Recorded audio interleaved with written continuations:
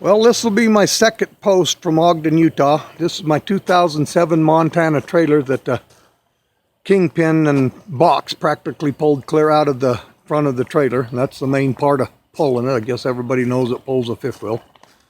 Anyway, I had a guy come out the other day and we finished cutting the forward beam off.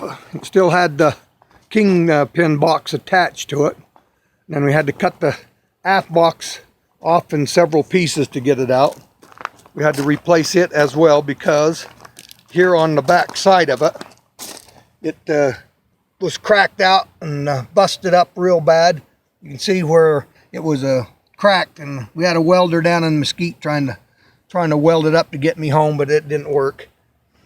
The AAA insurance guy out of Las Vegas, Nevada, Mr. Ahmed, he said, go ahead and get it fixed any way you can to get her home. So we did it, and now basically AAA is putting the shaft to me. Anyway, this is the forward beam. It was cut off on both sides.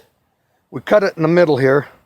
This is the culprit here that is my normal wear and tear according to AAA insurance. We had some guys back in Colorado somewhere.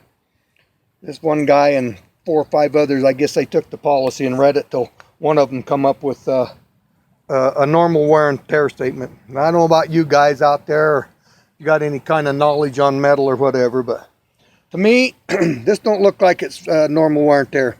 This whole structural member sheared right in two. It busted right in two. The right side, or passenger side looking forward, the other side was just about ready to go too. Anyway, it's just a pathetic mess that this thing's in. Then this piece laid over like this.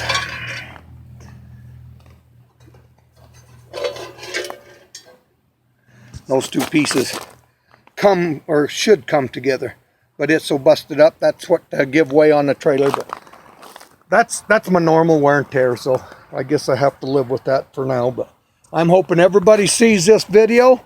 You're carrying a fifth wheel trailer and it's built by Keystone, Montana or not. They make about 37 different brands.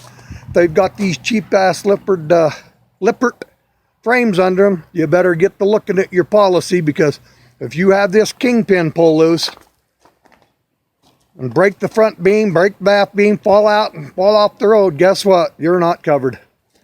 Anyway, this is the cowling that we ripped down from the top. I had to cut a hole in it in Mesquite for the guy down there to get up in there for enough access to weld on it so I could get home, or thought I was going to get home, and made it to Nephi and it broke again.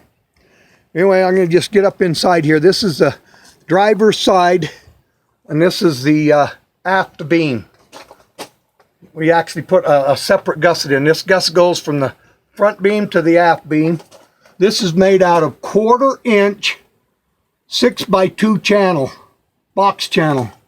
Then we swing around here to the back side, and the guy that come weld this on, I mean, he actually put a weld on it. The stuff that we seen from Lippert was just a cheesy little weld. You could hardly tell it was welded. Then we swing around here, and that was Lippert's cutting a thing to run my power cord through. And that goes around to the front here, and this is where he welded the driver's side of the new beam onto the old beam. And what a nice job there too.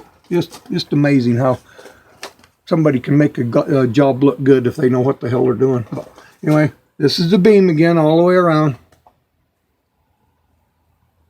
And of course, this is up inside. We had to cut the floor out of the closet and do a bunch of repairs up in here. I'm not done there yet. But then we look over here, and this is where the pin box starts. The guy ground that off and re-welded it in there, so done a hell of a fine job welding that thing in there. It'll probably never break. The whole trailer will fall off before it breaks, but I'll go back around there and then swing around. This is the aft part of the pin box that he welded back on. And swing around. This is the other side of the gusset that he had to weld on. And we'll swing around here and get up into the kingpin area. Sorry for the messing around. But this is the forward side of where the kingpin mounts. And this is the other side on the inside. And guess what? He welded both sides On the other one, they only welded one side of this. It was a cheesy weld. You could tell it wasn't going to hold nothing. Anyway, here's the aft part of it. Then we'll switch around here. And this is the other gusset we put in. This is the other side we put in, so that'll make that even stronger so we won't get all that pull out of it. Then we're swinging around here to the passenger side of the forward beam. This guy welded this thing up, got a good old bead on her. This is the aft side and this is the aft beam. And the aft beam welded to the beam that was going through the coach. And then this is the, guess what? This is the material. 6 by 2 by 1/4. Pretty good, huh? Instead of that cheesy 100,000 stick stuff that Lippert or Keystone or Montana or whoever engineers this thing in. But anyway, we'll step out here a little bit.